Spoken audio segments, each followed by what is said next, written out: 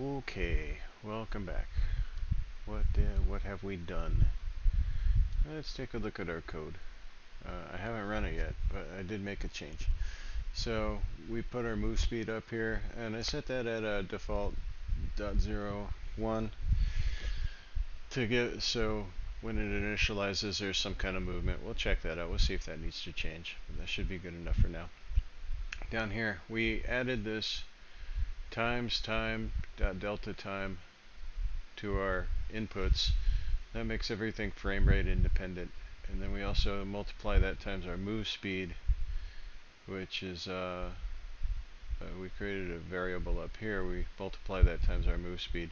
Now that's a serialized field, so whatever we program in here will translate down here. And we're going to test that all out right now. Right now.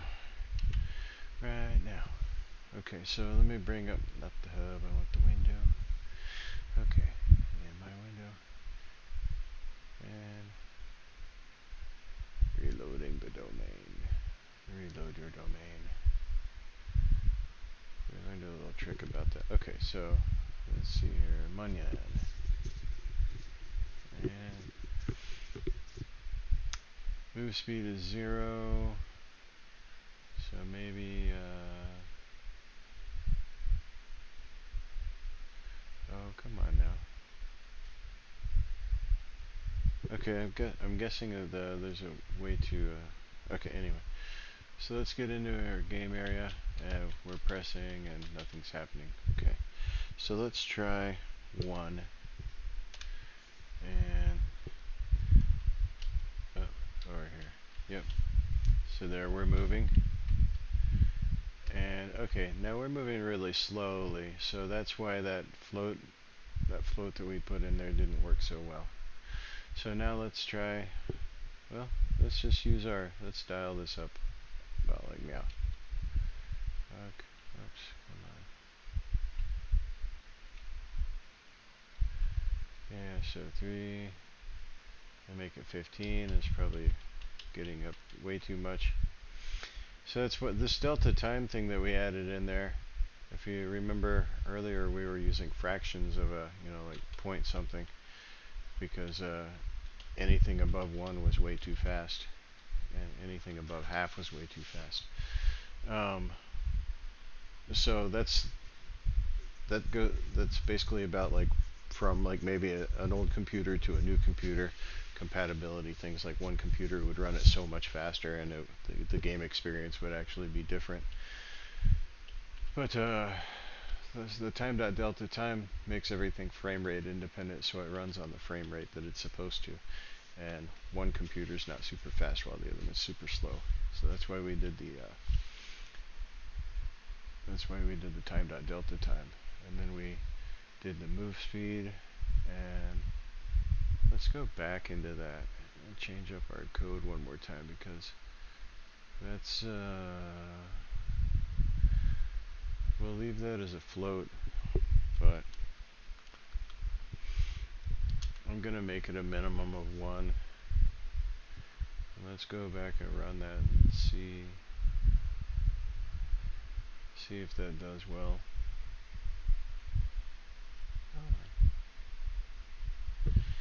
Okay. Come on, Onion. It didn't seem to update over here. I wonder why it hasn't seemed to update. Let's see. Yeah, he's moving really slow. What's the minimum I want to make this right now? 10. How about 5 is 5? Okay, so, and let's see if 3 is barely tolerable. Okay, let's see. 2. Okay, I think I'm going to make my minimum is going to be 2. 2 is like that barely tolerable, and 3 is we might actually want a speed of like somewhere between 3 and 5. But 1 is not tolerable. Not to me. Okay, And as you build your own video games, you'll understand what you will accept and what you will not accept. Okay. So our movement speed is going to be 2F. And I wonder if I didn't save it last time. There. Okay. Now let's try and bring up our doodad.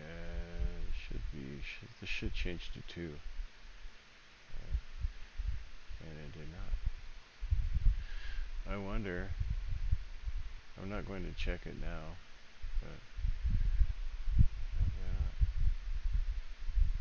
and flanges mover script did not change either. That should have oh, okay. I think there was a change that we made the other day up here in the project settings, and I think it says maybe it's going to prevent that from moving or from updating every time we do something. So anyway, there's our guys with our scripts on them. They're doing their thing. Okay. So I bet that's what all that's about. No problem. Okay, so we got all that done, and our code looks good. Oh, sorry, you guys missed all of that, didn't you? Where's my Unity window? Where's my Unity window? Open this.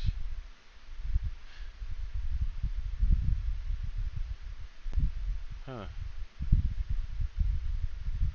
Well.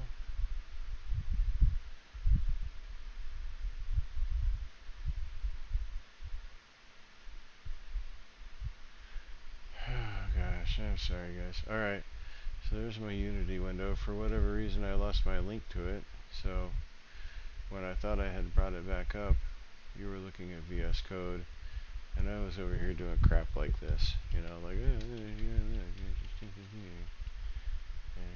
there's my speed, my move speeds too. I was looking at stuff like that. Okay, now my move speed hasn't changed.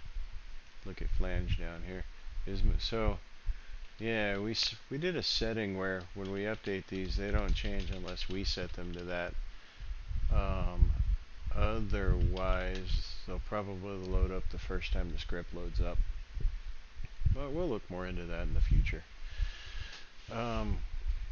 Hopefully, like after I save and close this, which I'm not doing right now, but after I save and close this, when we reopen it next time, I'm sure that's probably going to come up as a 2. Or maybe it'll be whatever I left it at. I'm not sure. We'll figure it out. So that's all we're going to do in this video, and we'll see you in the next video.